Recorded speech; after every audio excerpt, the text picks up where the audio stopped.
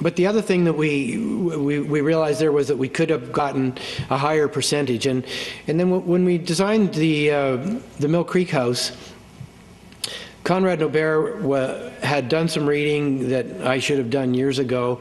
In the CMHC Tap the Sun pamphlet, it's available by mail order from them, and it has some good passive solar design rules of thumb, and he had memorized it. And I was armed with the experience of Riverdale, and, keen to try more. He wanted to add concrete floors, and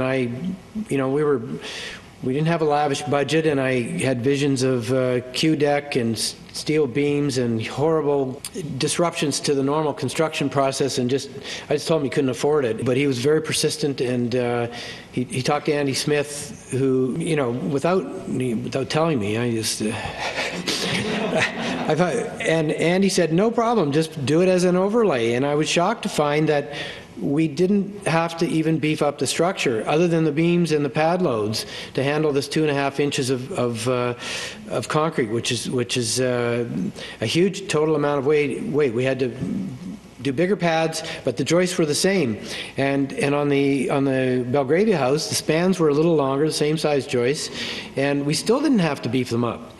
And now we're doing the Parkland house. We've got 18-foot spans with I-joists, and this extra 30-pound dead load does not change the joist size. It just stiffens it up. Sometimes you win some, and that really was a case of that. So.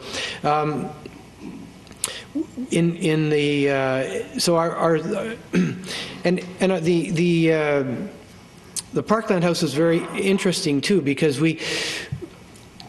it was given to fourth-year mechanical engineering students as a sort of design assignment, their fourth-year major design project, and a team of really bright young engineers tackled this. The assignment was, how do you get this house to net zero with the lowest possible cost? And so they modeled it in HOT 2000, and I helped them a bit. I reviewed their model and didn't notice that they're,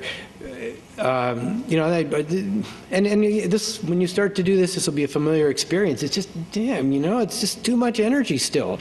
And, we've done all this stuff. We got our 60 walls and our 100 in the attic, and it's tight. What the heck's going on? And I noticed we were still heating in June, and we had all these windows. And it was because we had no mass in the house. As soon as we added some mass, we dropped about 2,000 kilowatt hours a year, because the solar gain we're talking about is usable solar gain. So that energy is always going to come through those windows, but HOT 2000 stops counting it when you're getting too hot. If it only talks about the energy that's useful to raise the temperature up to room temperature.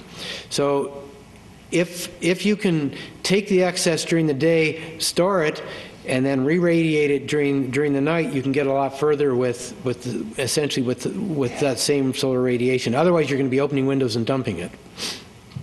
This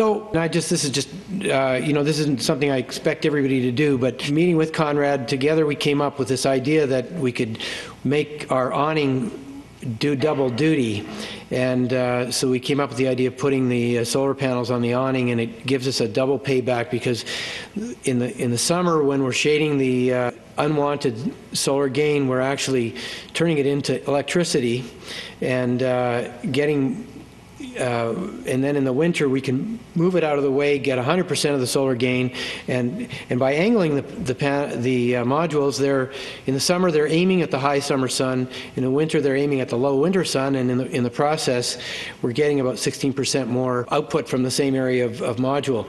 And we're still working on this. We're hoping some steel got ordered, and we're going to try and pull out all the stops and have this ready for the EcoSolar home tour on at least on the Mill Creek house. So just to look at these numbers again, the gross space heating on these buildings is in around the 10 to 20,000 kilowatt hour a year range, and our biggest single source of heat on the Mill Creek and Belgravia houses is our passive solar. The south glazing fraction, that's the area of glass in relation to the area of the house, is up into an area that's just a bit scary. And I mean, if you compare this with the Bonnie Doon house, which is on a lot that doesn't have good solar access, it's only an R40 house.